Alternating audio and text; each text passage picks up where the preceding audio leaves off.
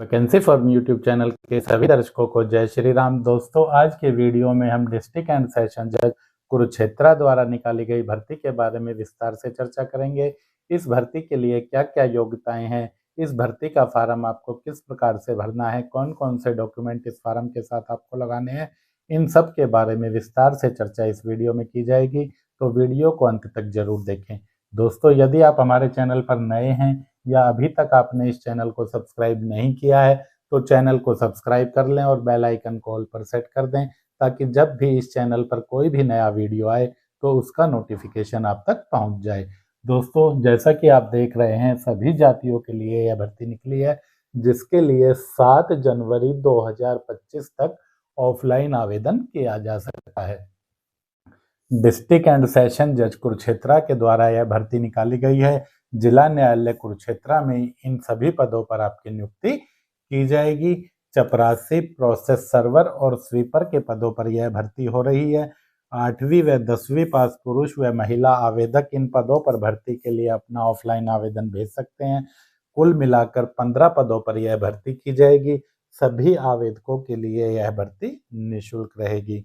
पूरे भारत से किसी भी राज्य के आवेदक इन पदों पर भर्ती के लिए आवेदन कर सकते हैं। भर्ती वर्तमान में टेम्परेरी बेस पर की जाएगी, किंतु कुछ समय के पश्चात यदि आप इन पदों पर कार्य करते हैं तो भर्ती को नियमित कर दिया जाएगा।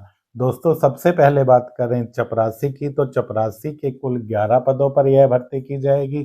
चपरासी के 11 पदों में से 5 पद सामान्य वर्ग के लिए आरक्षित हैं, 1 पद BC B वर्ग के लिए आरक्षित है।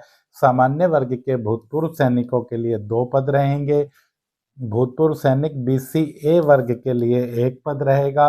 भूतपूर्व सैनिक SC वर्ग के लिए 1 पद रहेगा। लो विजन यानी कि दृष्टिबाधित दिव्यांग वर्ग के लिए भी यहाँ पर 1 पद आरक्षित रहेगा। इसी तरह प्रोसेस सर्वर का 1 पद है जो सामान्य वर्ग के लिए आरक्षित है। 3 स्वीपर के पद हैं, तीनों पद स्वीपर के भी सामान्य वर्ग के लिए यहाँ पर आरक्षित रहेंगे। सभी पदों के लिए आपकी आयु कम से कम 18 साल, अधिक से अधिक 42 साल हो सकती है। आयु की गणना आपकी 1 जनवरी 2024 को आधार मानकर की जाएगी। हरियाणा निवासी आरक्षित वर्ग के आवेदक हैं तो आपको ऊपरी आयु में छूट दी जाएगी। हरियाणा के अलावा यदि अन्य राज्य के आप आवेदक हैं तो आपको सामान्य वर्ग में ही यहाँ पर आवेदन करना होगा। आयु आपकी 18 से 42 वर्ष होनी चाहिए। आयु में अन्य राज्य के आवेदकों को छूट नहीं दी जाएगी। चपरासी के लिए योग्यता कम से कम 8वीं पास होनी चाहिए और 8वीं में कम से कम हिंदी या पंजाबी विषय में से कोई भी एक विषय होना जरूरी है। इसी तरह प्रोसेस सर्वर के लिए आवेदक कम से कम 10वीं पास हो। 10वीं में आवेदक ने या तो हिंदी विषय पढ़ा हो या पंजाबी विषय पढ़ा हुआ हो। इसी तरह स्वीपर की बात करें तो स्वीपर के लिए आवेदक को हिंदी में हस्ताक्षर करना आना चाहिए तथा आवेदक को स्वीपर के कार्य की समझ होनी चाहिए, यानी कि आवेदक को सफाई कार्य के बारे में जानकारी होना आवश्यक है। सभी पदों के लिए भर्ती है वह सभी वर्ग के आवेदकों के लिए निःशुल्क रहेगी। आवेदन आप व्यक्तिगत रूप से भेज सकते हैं, यानी कि जिला न्यायालय के पते पर जाकर जमा कर सकते हैं, या फिर पंजीकृत डाक यानी कि रजिस्ट्री डाक घर से जाकर भी आप करा सकते हैं। पता आपका रहेगा office of the district and session जज, judicial courts complex, sector 10, Kurukshetra, pin code 136118, Haryana. इस पते पर आपको अपना आवेदन या तो डाकघर में जाकर रजिस्ट्री कराकर भेजना है या फिर इस पते पर जाकर आपको स्वयं जमा कर देना है। आवेदन के साथ आपको जो डॉक्यूमेंट भेजने हैं वह सभी आपके सेल्फ अटेस्टेड होने चाहिए, यानी कि सभी फोटोकॉपी पर आपको अपने हस्ताक्षर करना जरूरी है, जिसमें आपको अपने सभी शैक्षिक योग्यताओं के प्रमाण पत्र भेजने हैं। 8वीं 10वीं 12वीं स्नातक जो भी आपकी योग्यता है उन सबके प्रमाण पत्र आप लगाएं। आरक्षित वर्ग में आवेदन कर रहे हैं और हरियाणा के निवासी हैं तो अपना जाति प्रमाण पत्र लगाएं। हरियाणा से बाहर के निवासी चाहे वह किसी भी वर्ग के हैं उन्हें जाति प्रमाण पत्र नहीं लगाना है और सामान्य वर्ग में ही आवेदन करना है। एक सेल्फ एड्रेस लिफाफा भेजना है।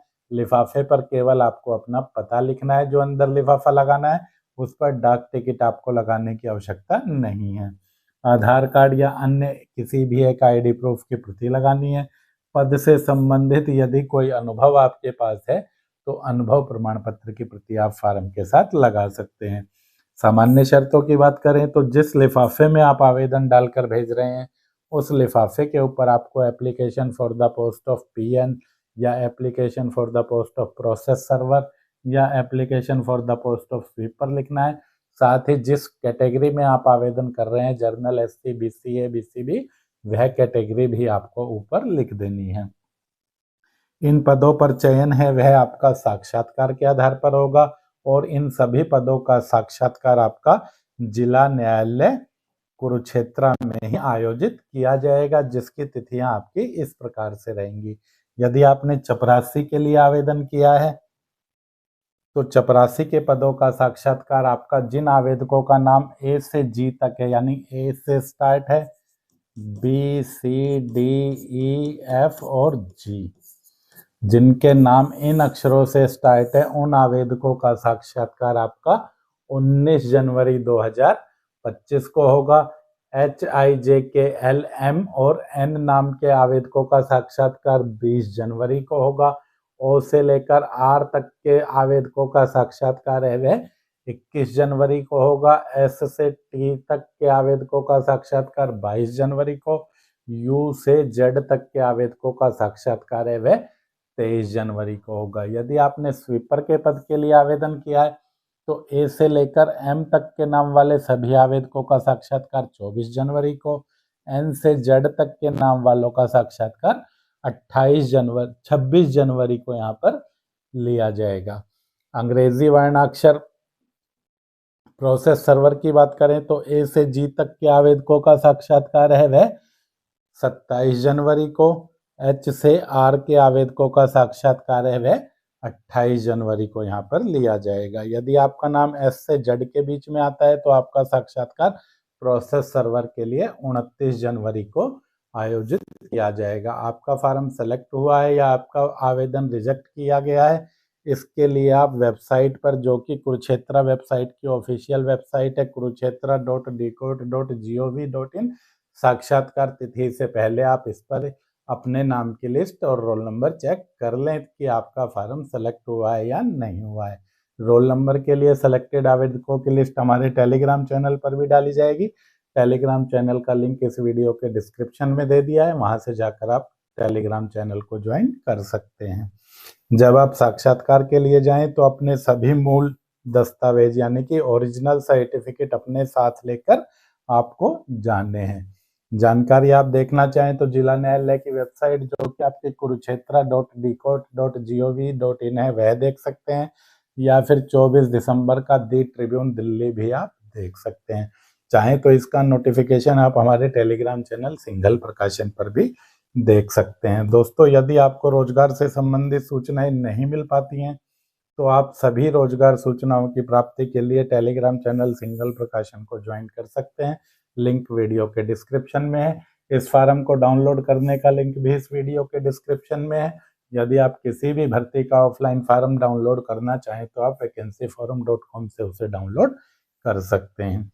इस भर्ती का फार्म आपको किस प्रकार से भरना है, देखिए, सबसे पहले आपको application for the post of में जिस भी पद के लिए आवेदन कर रहे हैं उसका नाम यहाँ पर लिख देना है।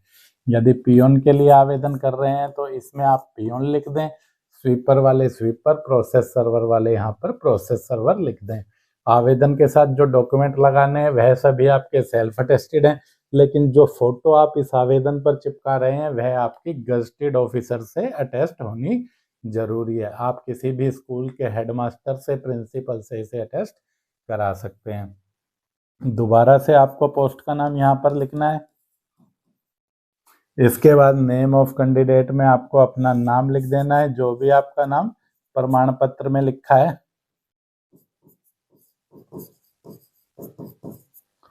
कॉलम नंबर 2 में अपने पिता का नाम आपको लिखना है।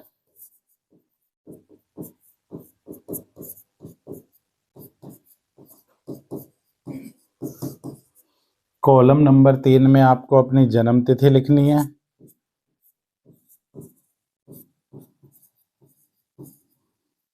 कॉलम नंबर 4 में आपकी आयु 1 जनवरी 2024 को कितने साल, कितने महीने और कितने दिन हो जाएगी वह गणना करके आपको यहाँ पर लिख देनी है।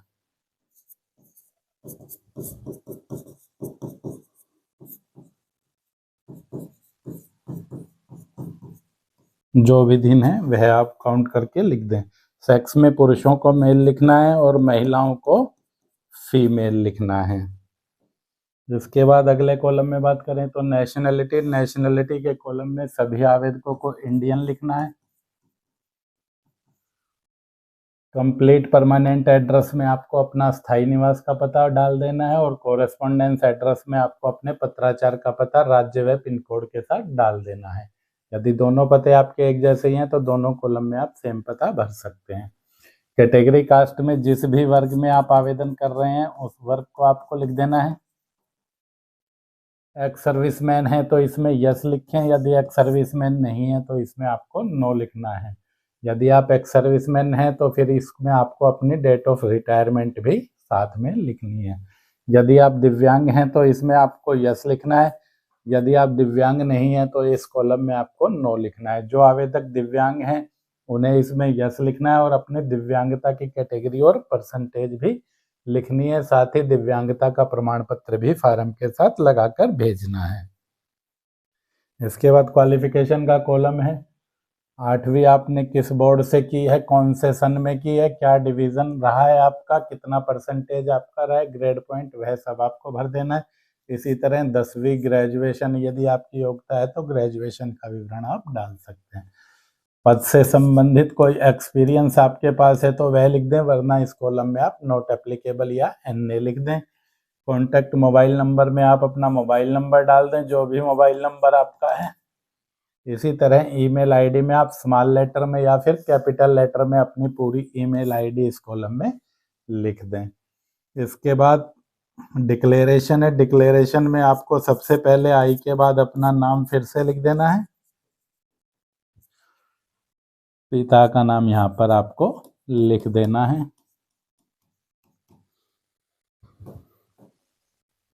उसके बाद नीचे आपको अपना हस्ताक्षर रनिंग स्क्रिप्ट में करना है। ध्यान रहे हस्ताक्षर आपको कैपिटल लेटर में नहीं करना है। डेट में फार्म भरने की तिथि आपको डाल देनी है। प्लेस में आप जहाँ पर निवास करते हैं उस गांव या शहर का आपको नाम लिख देना है। तो दोस्तों वीडियो में अंत तक बने रहने के लिए धन्यवाद। वीडियो पूरा देखने के बाद भी यदि आपका कोई कमेंट है तो आप हमें कमेंट सेक्शन में कमेंट करके पूछ सकते हैं। मिलते हैं जल्दी अगली वीडियो में। जय हिंद, जय भारत।